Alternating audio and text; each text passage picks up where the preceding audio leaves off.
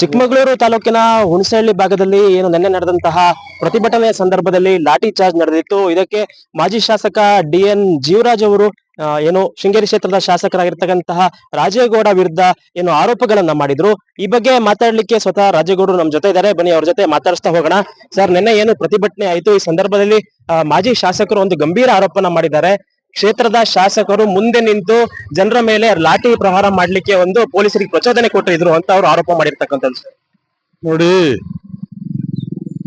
ನಾನು ಅವ್ರ ಬಗ್ಗೆ ಮಾತನಾಡಬಾರ್ದು ಅಂತ ತೀರ್ಮಾನ ಮಾಡಿದ್ದೆ. ಅವರೇ ಮಾತನಾಡುವಂತ ವಾತಾವರಣವನ್ನ ಸೃಷ್ಟಿ ಮಾಡ್ತಾರೆ. ಕಾಡಾನೆ ದಾಳಿಗೆ ಕಾರ್ಮಿಕರು ಬಲಿಯಾಗಿದ್ದು ಹೌದು. ಅದಕ್ಕೆ ಸರ್ಕಾರದ ಏನ್ ನ್ಯಾಯ ಕೊಡಬೇಕು, 20 ಲಕ್ಷ ರೂಪಾಯಿ ಚೆಕ್ ಅನ್ನು ನಾವು ಬೆಳಿಗ್ಗೆ ಅಲ್ಲಿಗೆ ತರಿಸಿದ್ದು. ಮತ್ತು ಆ ಕಾಡಾನೆ ಅದು ಎಂತ ಒಂದು ತಾವೆಲ್ಲ ಗಮನಿಸಿ ಬಂದು ನೋಡಿದಿರಿ ಎಷ್ಟು ಕಷ್ಟದ ಕೆಲಸ ಅದು ಅಂತ ಕಷ್ಟದ ಕೆಲಸಲ್ಲೂ ತಮ್ಮ ಜೀವನದ ಹಂಗನ್ನ ಬದಿಗೊತ್ತಿ ಕಾಡಾನೆ ಸೆರೆಹಿಡಿಯುವಂತ ಕೆಲಸಗಳನ್ನ ಮಾಡಿದ್ದಾರೆ. ಅವ್ರಿಗೆ ಬಂದು ಆ ಮಾಹಿತಿಯನ್ನು ಕೂಡ ಕೊಟ್ವಿ. ಅದ್ರ ಜೊತೆಗೆ ಅವ್ರ ಕುಟುಂಬದವರು ನಮ್ಮ ಕುಟುಂಬದ ಹೆಣವನ್ನ ನೀವು ಇಲ್ಲಿ ಇಟ್ಕೊಂಡು ಹೆಣದ ಮೇಲೆ ರಾಜಕಾರಣ ಮಾಡ್ಬೇಡಿ, ದಯಮಾಡಿ ನಮ್ಮ ಬಾಡಿ ನಾವು ತಗೊಂಡೋಗೋದಕ್ಕೆ ಅವಕಾಶ ಮಾಡ್ಕೊಡಿ, ನೀವು ಪ್ರತಿಭಟನೆ ಹ್ಯಾಕ್ ಬೇಕಾದ್ರೂ ಮಾಡ್ಕೊಳ್ಳಿ ಅಂತ ಅಂದಾಗ ಅವ್ರ ಮೇಲೆ ಜೀವರಾಜ ದಾಳಿ ಮಾಡಕ್ ಹೋಗಿದ್ದು. ಅದು ವಿಡಿಯೋ ಇದೆ, ನಿಮ್ಮೆಲ್ರಿಗೂ ಈಗ ಕಳಿಸ್ತೀನಿ, ಈಗಲೇ ಕಳಿಸ್ತೀನಿ. ಆ ವಿಡಿಯೋ ನೋಡಿ ಯಾರು ದಾಳಿ ಮಾಡಿದ ಅಂತ.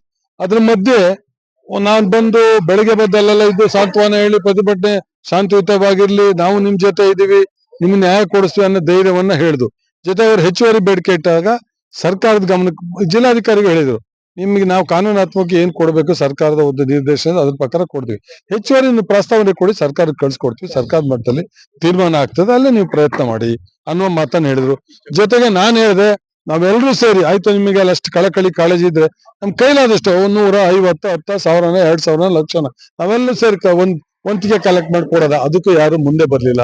ಅವ್ರ ಉದ್ದೇಶ ರಾಜಕೀಯ ಲಾಭ ಪಡೆಯುವಂತ ಉದ್ದೇಶ ಆಗಿತ್ತು, ಹೆಣದ ಮೇಲೆ ರಾಜಕಾರಣ ಮಾಡುವಂತ ಉದ್ದೇಶ ಆಗಿತ್ತು. ಅವ್ರ ಕುಟುಂಬದವ್ರು ಮನವಿ ಮಾಡ್ಬೇಕು, ಅವ್ರು ಬಾಡಿ ಬಿಟ್ಕೊಡ್ಬೇಕಲ್ರಿ. ಬಂದು ಅವ್ನ ಹೊಡೆ ತಳ್ಳಿ ನೋಡಿ, ನಾನು ಅಲ್ಲೂ ಕೈ ಕೊಟ್ಟಿದ್ದೀನಿ ಅಡ್ಡ.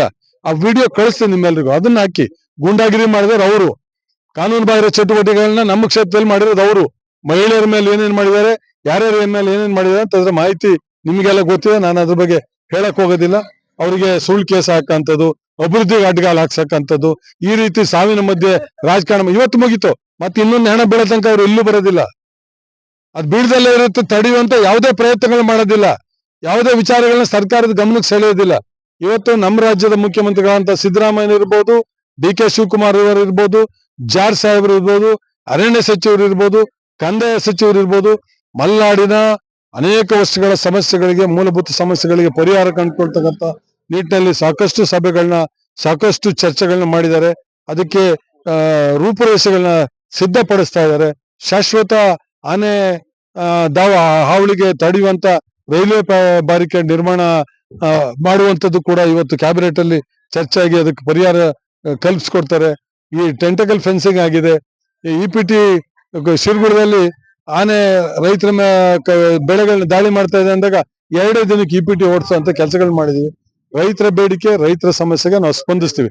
ಈ ರಾಜಕೀಯ ಲಾಭ ಪಡೆಯಕ್ ಹೊಟ್ಟಿರಲ್ಲ, ನಿನ್ನೆ ಮತ್ತೆ ಇವತ್ತು ಬಂದ್ ಮಾಡುವ ಮುಖಾಂತರ ಅದಕ್ಕೆ ನಾವು ಸ್ಪಂದಿಸೋದಿಲ್ಲ, ಅದು ಗೌರವವನ್ನು ಕೊಡೋದಿಲ್ಲ. ಸರ್, ಇವತ್ತು ಪ್ರತಿಭಟನೆ ಏನ್ ನಡೀತು, ಈ ಸಂದರ್ಭದಲ್ಲಿ ಮಾಜಿ ಸಚಿವರಾದಂತಹ ಜೀವರಾಜ್ ಸೇರಿದಂತೆ ಕೆಲ ಬಿಜೆಪಿ ಮುಖಂಡರು ರಾಜೇಗೌಡ ಗೂಂಡಾ ಶಾಸಕ ಅಂತೇಳಿ ಪದೇ ಪದೇ ಅಲ್ಲಿ ಏನು ಭಾಷಣ ಮಾಡ್ಬೇಕಾದ್ರೆ ಉಲ್ಲೇಖಿಸಿರ್ತಾರೆ. ಇದ್ರ ಬಗ್ಗೆ ಏನ್ ಹೇಳ್ತೀವಿ? ನನ್ನ ಮೇಲೆ ದಾಳಿ ಮಾಡಕ್ ಬಂದಾಗ ನಾನು ಕೈ ಅಡ್ಡ ಇಟ್ಟು ತಡೆದಿದ್ದೇನೆ. ಅವರಿಬ್ರು ಪಕ್ಕದಲ್ಲಿದ್ದು, ಜೀವರಾಜ್ ಇದ್ದು, ಸುಧಾಕರ್ ಶೆಟ್ಟರ್ ಇದ್ದು. ಅವ್ನು ನುಗ್ಗಿ ಬಂದಂತ ಸಂದರ್ಭದಲ್ಲಿ ಅವ್ನು ತಡಿಬೋಯ್ತು. ಅವ್ರ ಪಕ್ಷದ ಕಾರ್ಯಕರ್ತ ಅವನು. ನಮ್ಮ ಪಕ್ಷದವ್ರನ್ನ ನಾವು ಹಿಂದೆ ನಿಲ್ಸಿದ್ವಲ್ಲ, ನಮ್ಮ ಪಕ್ಷದವ್ರು ಇದ್ರು, ನಾವ್ ಹಿಂದೆ ನಿಲ್ಸಿದ್ವಿ, ಯಾರನ್ನು ಮುಂದೆ ಬರಕ್ ಬಿಡ್ಲಿಲ್ಲ. ಎಲ್ಲ ದೂಕಿದ್ರು ಆಚೆ ಈಚೆ. ನಾನೇ ಮಧ್ಯಾಹ್ನ ಆಚೆ ಈಚೆ ಎಲ್ಲ ಬೇರೆ ಮಾಡ್ಬಿಟ್ಟು ಅವ್ರನ್ನ, ಇವರು ನಿಮ್ಮಲ್ಲಿ ಕಾದಾಟ ಬೇಡ, ಹೋರಾಟದ ರೂಪದಲ್ಲಾಗ್ಲಿ ಅಂತೇಳಿ ಅವ್ರು ಬಾಡಿ ಕೇಳಿದ ತಪ್ಪಿಗೆ ಅವ್ರ ಮೇಲೆ ಗೂಂಡಾಗಿರಿ ಮಾಡಕ್ ಹೋಗಿದ್ದು ಜೀವರಾಜ್. ಅವ್ರ ಮನಸ್ಥಿತಿ ಬರೀ ಒಂದೇ ಅಂತಿತ್ತು. ಈಗ ಗೂಂಡಾಗಿರಿನೂ ತೋರಿಸ್ತಾರ ಅವರು.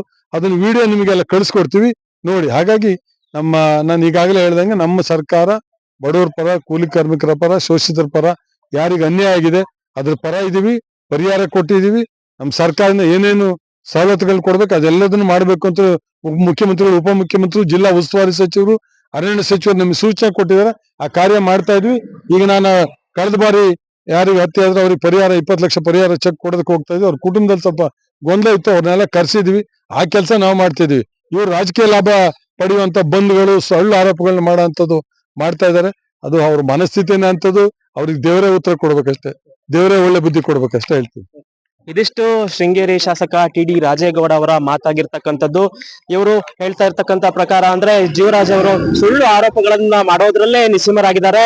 ಮುಂದೆ ಇದಕ್ಕೆ ಜನರು ತಕ್ಕ ಉತ್ತರವನ್ನೇ ಕೊಡ್ತಾರೆ ಅಂತೇಳಿ ರಾಜೇಗೌಡ ಅವರು ಪ್ರತಿಕ್ರಿಯೆ ನೀಡಿರ್ತಕ್ಕಂಥದ್ದು. Danny, public next, Chikkamagaluru.